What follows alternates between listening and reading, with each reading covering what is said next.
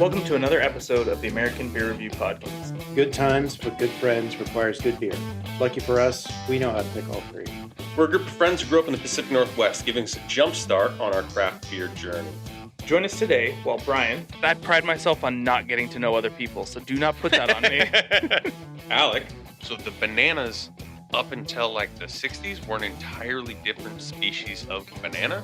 And Chad. It hit me like a wrecking ball. Review some beer, talk about beer topics, and whatever else comes up. We invite you to pour yourself a drink and hang out with us.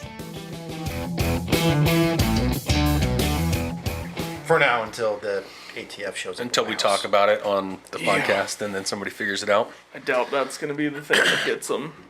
But yeah, 0 calories, 0 sugar. Not mad about that. No. So Jester King. Turns out I might have to check out some of those. Touch my mic and I will... Come on. That's all it was. That's all it was. We're good? I tried to I think it's... This is the last episode where we're using these mic stands.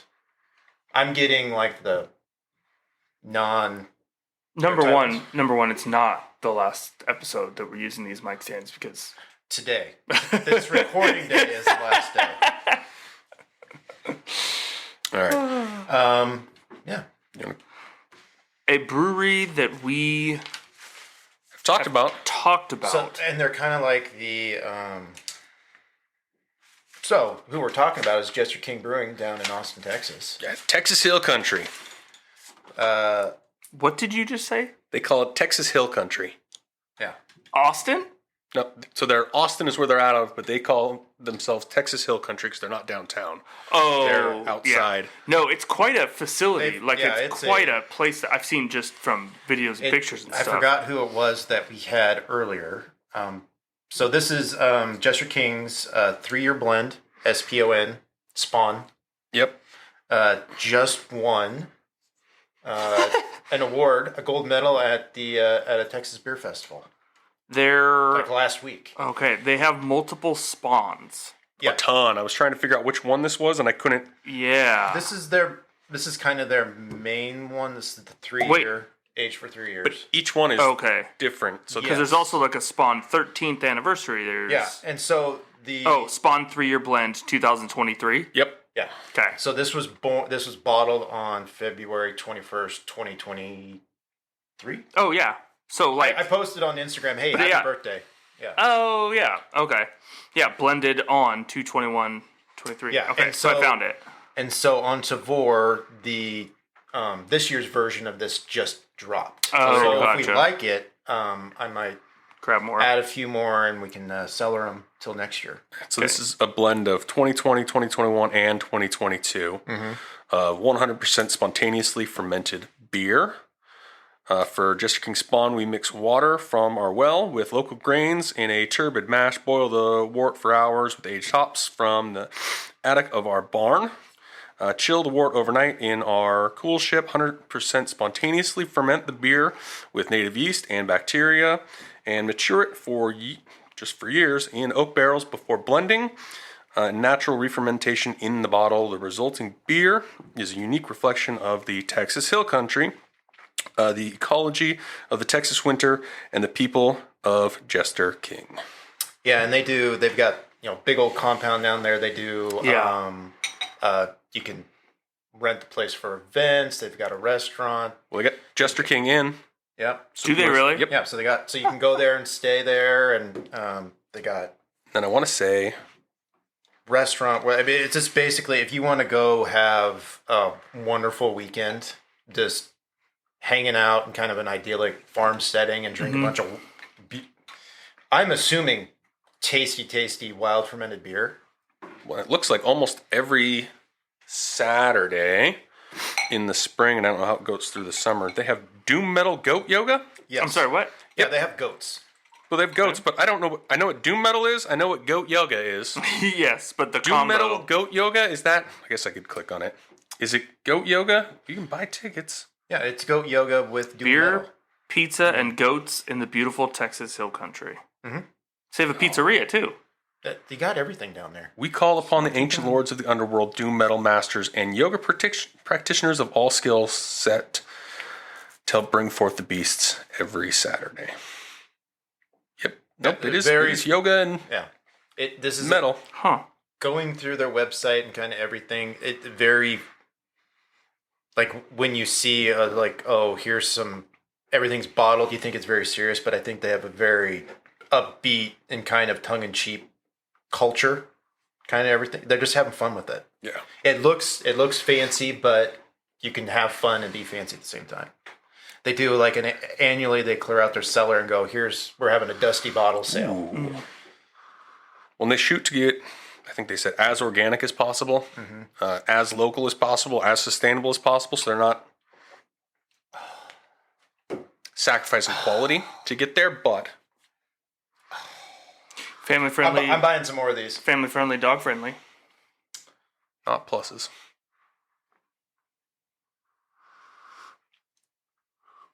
And they do tours and goat experiences. You can book through their website. They have a full-time goat wrangler. Huh.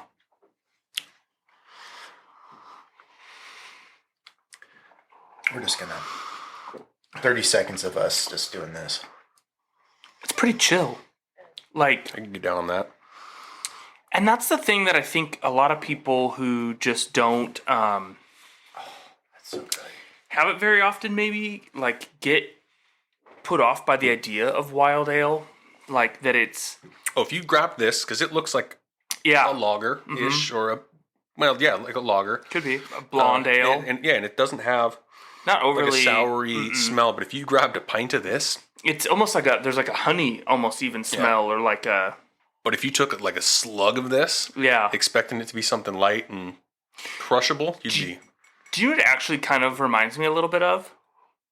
Is your guys' cider. Yeah, it's very in the cider lane. Yeah.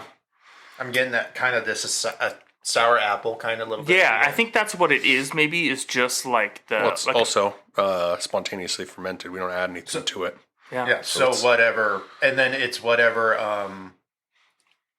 plants and trees that they have in the area that you probably get some of that pollen in there too, and some of those yeast that live on whatever fruits are there. So you're getting that yeah, same thing as they're spontaneous. and only 5% That's the best part. that you're not. But there's tons of flavor in there, and it's not. I think kind of my scary thing when we started doing these wild ales is like, oh my gosh, there's gonna be so many layers of flavor. I have to worry. I'm going into this beer. I'm gonna have to like concentrate really hard on what to pull out, but they've all been. They're not simple beers because obviously there's just tons of steps. Yeah, It took yeah. 3 years to make this. They're pulling it out. They're blending it. They're doing all these things, but to get to this unified flavor that they want in a 5%, usually we're hearing about these big processes and something that's barrel aged and it's 10% and we've fortified it with some other stuff, but these folks are just getting back to what beer was. Well, and it is super interesting. Like as you look through like their list of stuff, I mean it's 90% farmhouse and variations. Yeah. I think I saw one stout. I've seen an alt beer, a few like wits, like those types of things. Obviously some sours, but like so there finally is there was a Russian Imperial Stout. So finally there's a regular stout, a Kolsch, but like. And they do at least have an IPA, but it's an IPA that's 3.8%. Yeah. A petite IPA, I think, something like that. They might not call it that, but there was a blackberry beer they were talking about on their blog No. that I looked today. That was It a looked table beer. Was fantastic. their petite something was a table beer? It was like 2.9. This is Cloud Feeder. But they so they do have some other ones. But it is kind of interesting that like I mean you're very much not like we got 17 IPAs and a couple of other things. Like and it's always so fascinating to me when you get a brewery that is so well known, massive, has like tons of stuff going on. A still? No. Beer in a box. Probably because it's like wine, I guess. But it's interesting to me that like you're massive, you're popular, you're well known. Like it's awesome. Like good for them. It just is not. I've heard these guys' names for, man, when we started the podcast back up again, I just saw every once in a while they just show up in the orbit, and then all of a sudden, boom, they're on Tavour, and it's like, okay, add to cart. Yeah. Because we had to try it. I do wonder about wild ale and pizza together.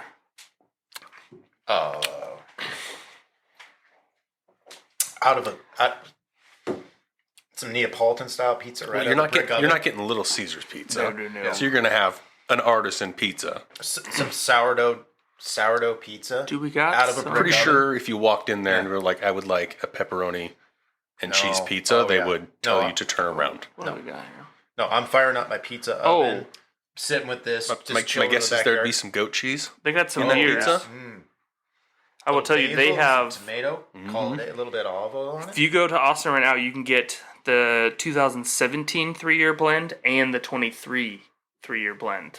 Oh, and side by side? Yeah, they have. I mean, when you look at their tap, there's a ton of stuff on there. I mean, obviously wine as well, but lots of beers. But again, you're let's see, there's three IPAs, some stouts, different things. But to be able to just try a bunch of this stuff, it's not cheap though. Okay, wood-fired pizza. Classico, tomato sauce, mozzarella, and basil. Yeah. I mean, you can do simple, but all day. It's a complex beer, but it's a simple beer. It's complex to get to the bottle, but once you drink it, this is just a beautiful flavor. It's bright. Now I'm kind of hungry for some pizza. I can order some.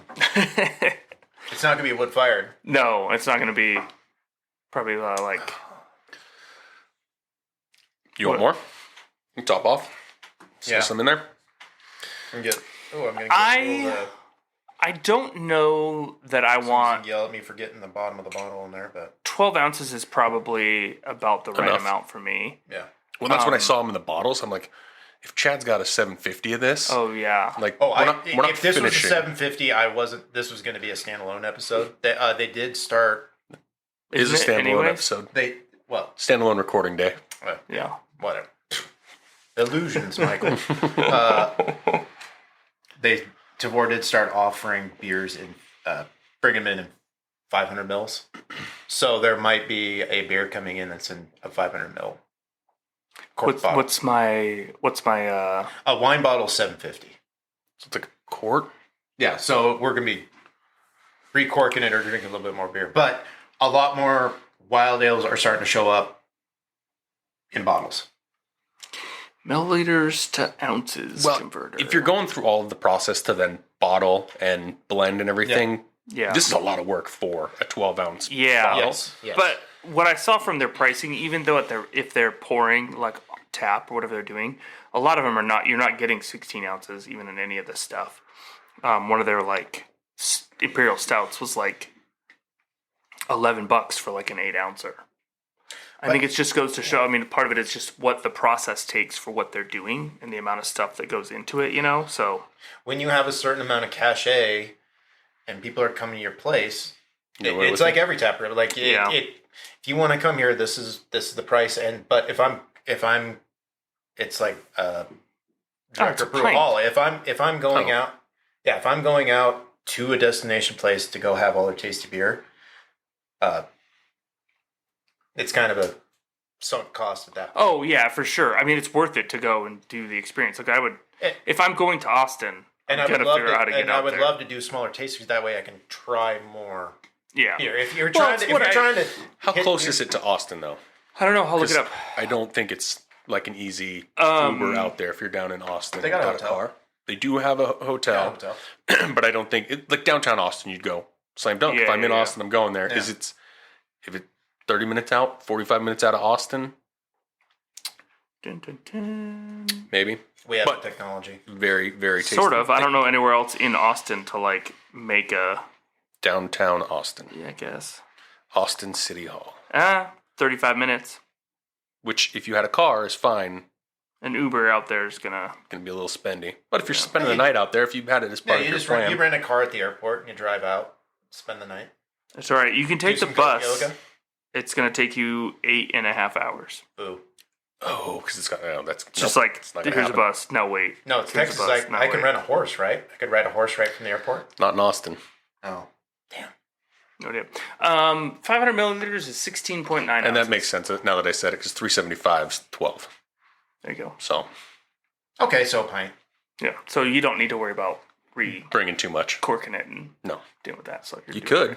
For those not on the video, it's fully corked and capped. We had to get a wine opener to get this one out Is that today. the first one we've had? There's There's three been a more. couple. There's actually 3 more stacked up in the fridge now, so we're gonna have to. Ooh, there you go. Leave But with that's that our cork, first too. corked one, right? Nice, Branded Yep. Jester King cork. I mean, beautiful. you kind of got to. Yeah, I got to keep it now. We'll We'll start a collection. It may have been our first corked. I think it is. Yes, Beer. that is our first. We one. haven't done any wax sealed ones on the podcast either.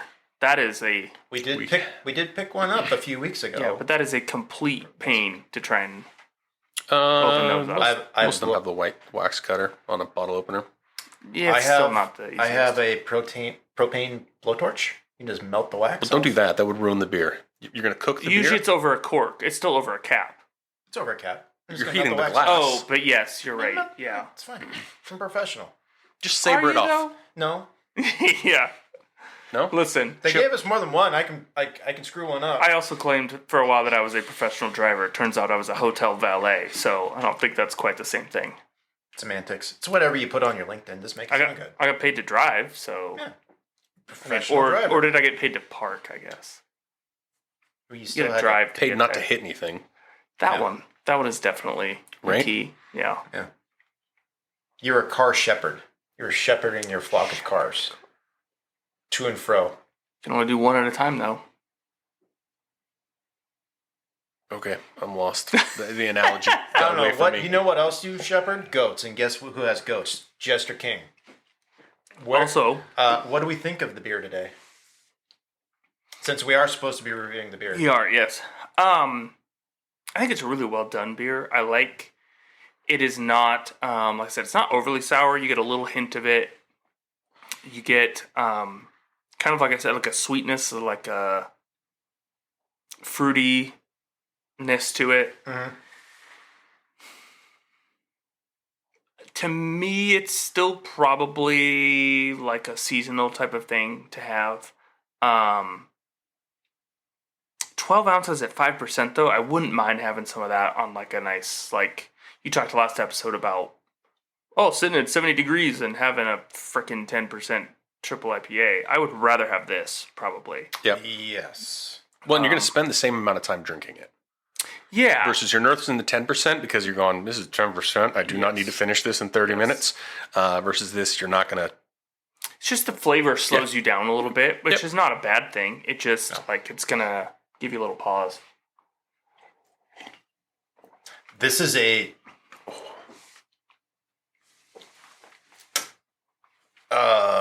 If you were being extra bougie when you were mowing your lawn on your riding lawnmower, I kinda this is wanna- riding lawnmower beer. Yeah. There is If you that, really want like, to show off, it's the, like, but to me, it's also like the I accomplished something. Like I did something and it's. When you're popping the cork. yeah. I mean, yeah, like that's the only thing too, is like you got to put in that extra work to even access this one. So you're saying I should grab a few of these for the winner of the NASCAR League to take a bottle of this home. Do not. No, so that's where I was going to rank this one. I buy like Cooks or Andre, although I forgot that whatever one I bought doesn't have a Oh, it's cork in it. So got like the white one that you got to like yeah, wiggle it out. still worked, and we're just spraying it all over the place. Yeah. My rating on this one would be, I would not give this to somebody on the hopes that they would like it, because if somebody No. took a sip of this and were like, yeah, I don't really like it, and went to like dump it out, I'd be like, how dare you? Yeah. Like, Yes, do not yes. waste that beer. I will take your germs and amoebas to finish it. When I win this year's fantasy NASCAR, This is what you're sipping as you're spraying Yeah, I champagne. will present this to myself. Yes. There you go. Where's my phone? I need to edit the cart now before it gets all snapped up. It showed back up this week. This year's version. Well, and it's tough because it's like, yeah, like with a wild ale, you're not getting. It's probably not going to be this flavor again. It's going to be close if they're blending it to Oh approximate man, it. and they've got a ton of great looking flavors on there. Yeah, and that's kind of the fun thing about that. Like, and probably one of the reasons where I more believe like a Jester King when it's like, oh, we have X amount of beers on Untapped. Like, well, you kind of have to, like, because you're literally getting something different each time. Every season. Like, yeah, I mean, hearing the process of what it is to try to like recreate. Hey, we're trying to recreate the same beer, but we need different malts or we need different things. Yeah, you need laboratory conditions. Yeah, and then this, it's like, no man, like we can do the exact same thing, put the exact same malts, all that same stuff, but when you're doing a spontaneous fermentation, like, well, some of them, who knows what's going to happen. They blend, so they re-ferment with additions, so they'll get like closer to, whereas I think this one's 3 years of just wide open spontaneous fermentation, but like the Shisho and Fuyu Persimmon. So it's a 3 year spontaneously fermented, and then they add those in for the re-fermentation. So you're in a little more of a consistent baseline. Do you want my today's realization that I'm kind of a moron? Okay. Okay. SPON. You just now got that? Yeah. Okay. Is Chad still thinking through it? I think so. Spontaneous. Oh. Yeah. Huh. Yeah. Yeah. Yeah. Today I learned that. A little bit. I really like it. Again, I think like it is definitely not a style of beer I'm drinking every day. Oh no. I'm not drinking probably multiples of them. I do wonder how like even if you had like I'm thinking like a flight of 3 is kind of your max on even being able to kind of really get a solid differentiation and understanding of the differences. Like, I think you would burn yourself out yeah, on this, even though how good it is. I would only want one because then I'm selfish and I want to go try all the other wonderful, tasty things they're doing.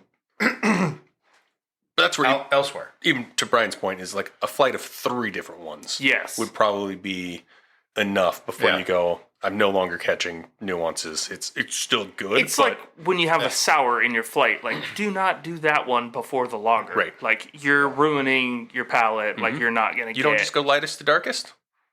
No, I've learned. The places that still are like, yeah, I'm like, no. Restaurant breweries. Yeah. Primarily. A decent chunk of them. Like, no, We'll there's talk, a big or difference. we'll talk about it later. Breweries that don't want to do flights. Oh, That's a topic for another day. Yeah. I have thoughts. We'll bring it up. All right. Well, for this one, we all racked and stacked, right? Oh, yeah. Okay, good. Yeah. Our glasses are empty then, and we'll catch you guys next time.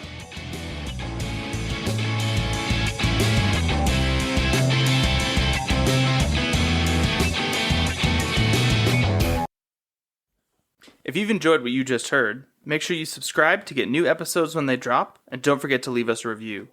If you want to see what we're drinking when we're not on the pod, you can follow us on social media at A Beer Review.